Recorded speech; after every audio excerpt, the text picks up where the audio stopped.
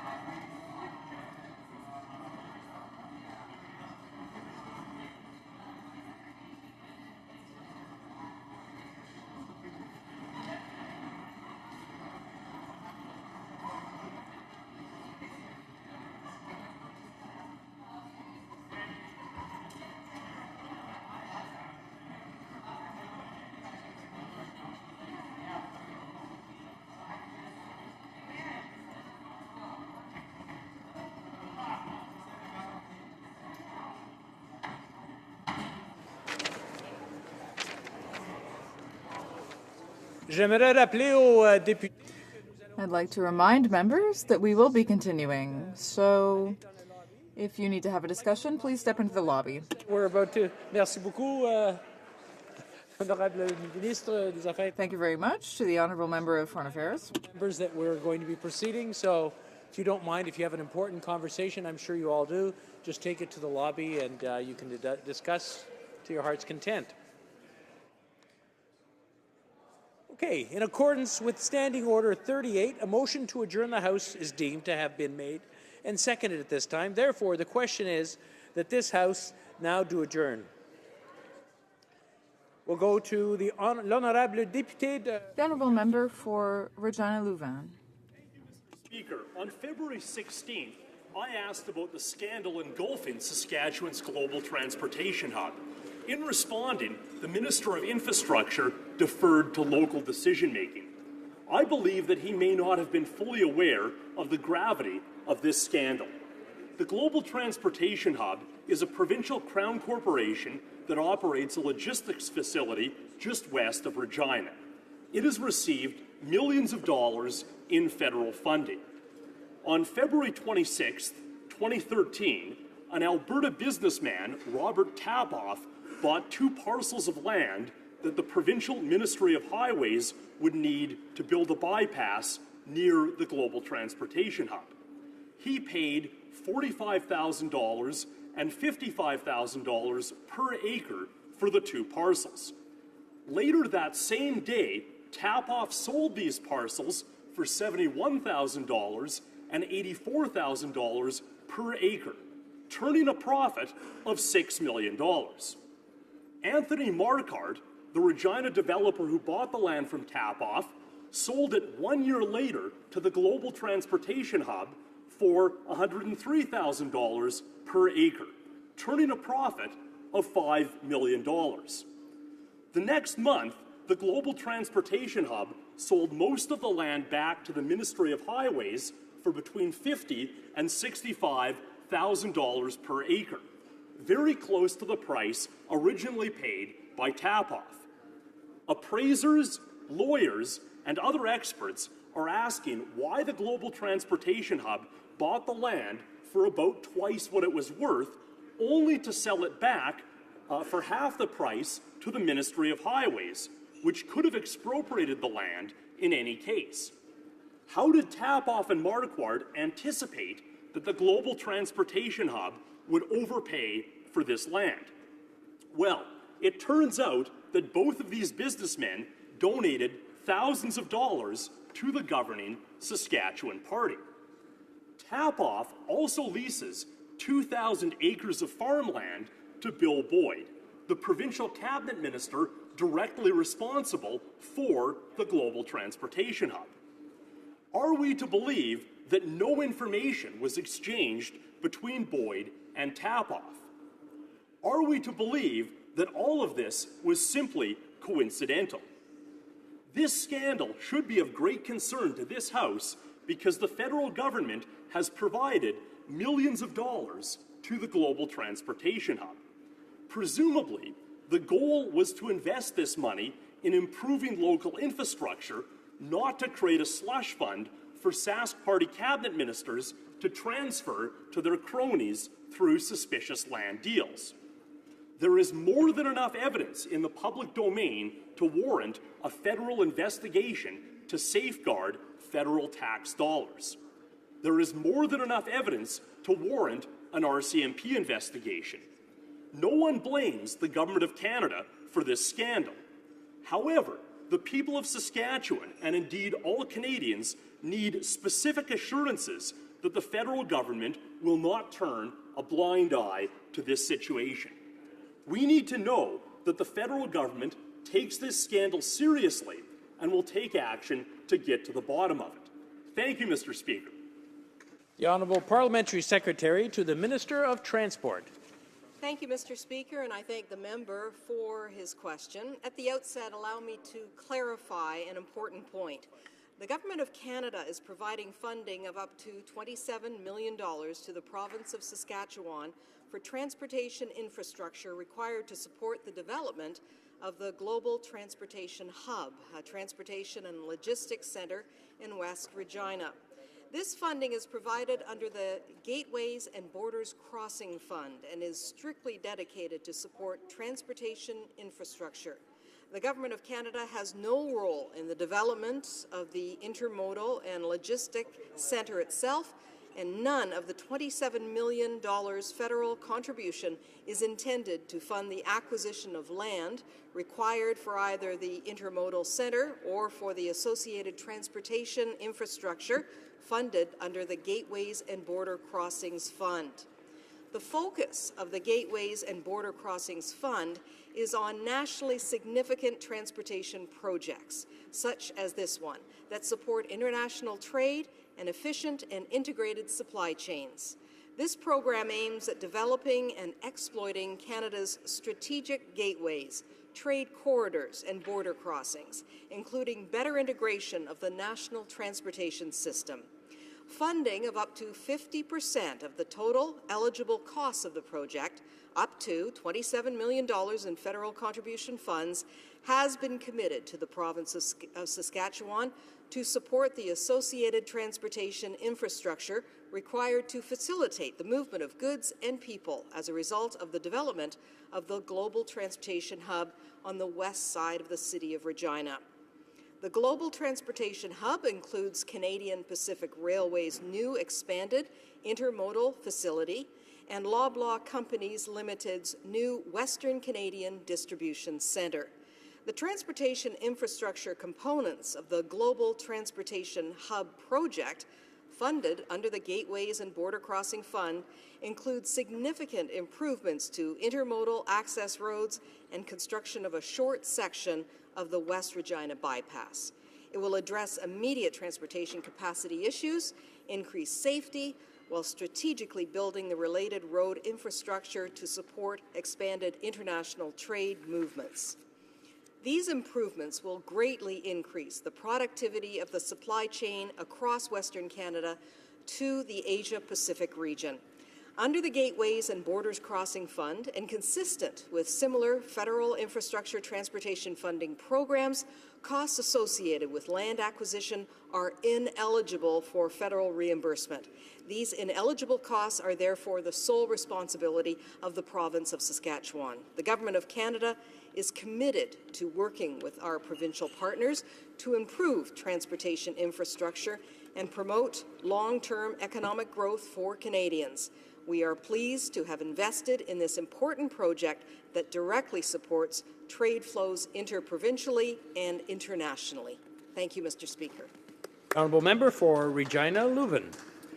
Thank you, Mr. Speaker, and I would thank the Parliamentary Secretary for providing us with a bit of an overview of the Global Transportation Hub and of federal infrastructure programs. Now, the answer to my question seems to be that the federal funding was not intended to be used for land acquisition. But what we're dealing with in this case, Mr. Speaker, is a situation where clearly rules were broken, where clearly proper procedures were not followed. So I'm wondering if the Government of Canada would be prepared to conduct an investigation to ensure that no federal funds were spent on land acquisition. Again, here we have a situation where it's obvious that impropriety may well have occurred. So it's not good enough to suggest that the rules would have made these type of expenditures ineligible. I think it's important for the federal government and quite possibly the RCMP to investigate to make sure that these funds were not used for land acquisition. Thank you. The Honourable Parliamentary Secretary to the Minister of Transport. Thank you, Mr. Speaker. The Government of Canada is not involved in funding the Provincial Crown Corporation, known as the Global Transportation Hub in Regina, or its associated land transactions. The government's involvement in the Global Transportation Hub has been solely focused on financing the associated transportation infrastructure under the Gateways and Border Crossing Fund. The Government of Canada has signed a contribution agreement with the province of Saskatchewan to contribute up to $27 million to strictly support transportation infrastructure that will greatly improve the flow of goods and enhance the integration of the national transportation system. none of the $27 million in federal funding has been allocated to purchase lands. Land acquisition costs are ineligible under the Gateways and Border Crossings Fund program and are the sole responsibility of the province of Saskatchewan. Federal contribution funds are strictly monitored to ensure the funds are spent for the right purpose. Financial audits are regularly conducted to support this due diligence. Thank you, Mr. Speaker. Merci beaucoup. L'honorable. Thank you very much. The Honourable Member for Hochelaga. Thank you very much, Mr. Speaker. A few weeks ago, during question period, I mentioned that the fact that child homelessness has jumped by 50% over the last 10 years. If there are children in the street, it means that their parents are living in the street. And if their parents are living in the street, it means that often this is a problem of poverty. In Montreal, 2 out of 5 households spend more than 30% of their income on housing, and 1 in 5 spends more than 50% of their income on housing. Many families have to choose between putting food on the table and paying the rent, and their children go to school without a lunch. This is why why social housing exists and why the homelessness partnering strategy was implemented. Unfortunately, these two things are being threatened. By the end of the year, 100,000 agreements concerning social housing will expire. This will mean that many households will no longer receive rent subsidies.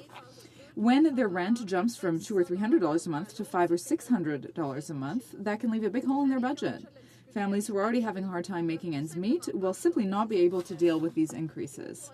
And where will they be able to find suitable housing at $200 or even $400 a month? There's a real chance that these families could end up in the street. In fact, this phenomenon is already starting. It's not surprising that child homelessness has increased. If parents live in the street, their children do too. And wait times for subsidized housing in many cities is often close to 10 years.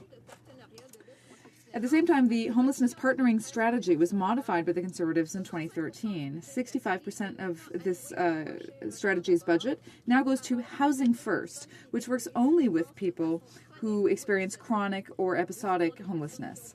Of course, these people need a lot of help, and it has been demonstrated that housing helps them. But by reserving 65% of the strategy's budget for Housing First, the budget of many other groups is being cut, and groups that offer a range of services, and many of their staffers have been laid off, staffers who work in skills training and day centers. So there's a lot of resources in terms of homelessness prevention are being cut. We're also losing social housing and all of the work that's being put into preventing homelessness.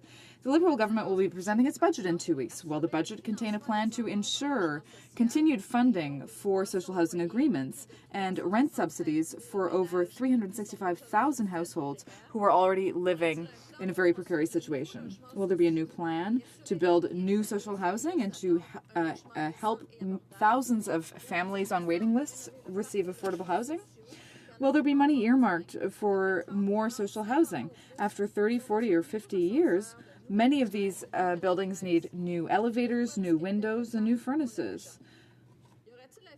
Will there be sufficient funding for groups that work with people who are facing the risk of homelessness? Will the Liberals readopt the broad approach of the housing partnership strategy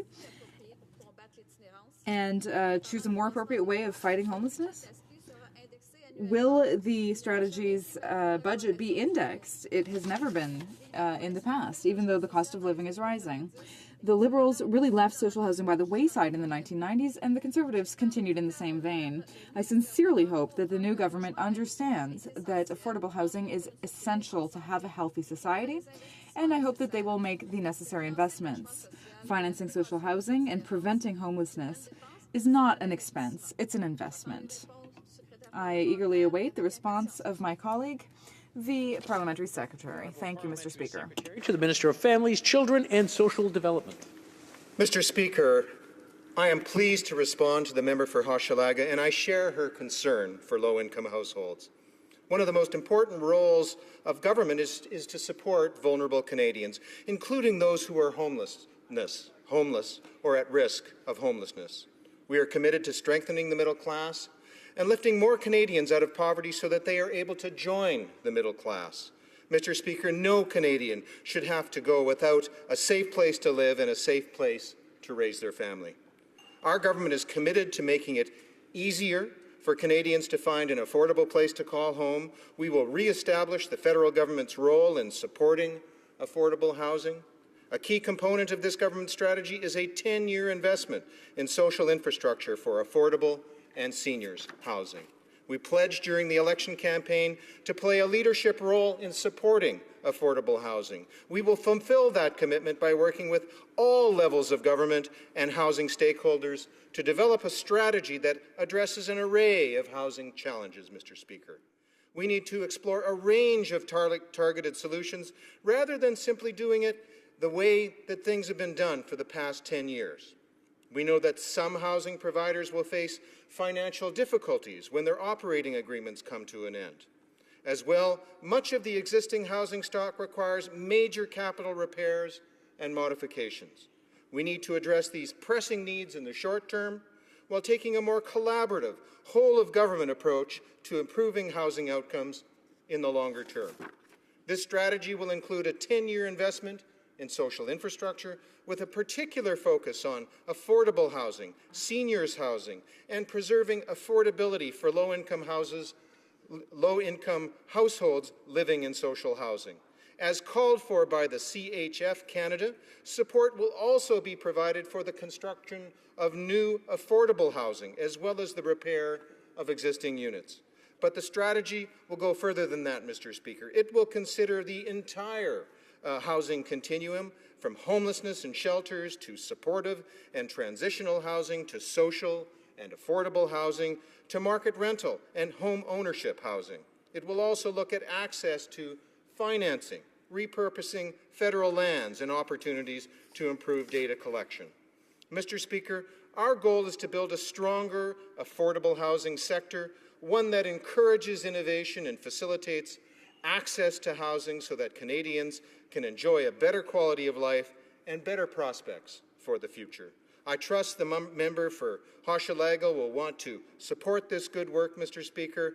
Helping vulnerable Canadians find sound, suitable, and sustainable housing is a priority for our government, and we will be announcing concrete measures in the near future. Thank you, Mr. Speaker. The Honourable Member for Hochelaga. Thank you, Mr. Speaker. And I'd also like to thank the Parliamentary Secretary. Earlier today, a UN committee published a report saying that there is a housing crisis in Canada and that the government needs to take immediate action.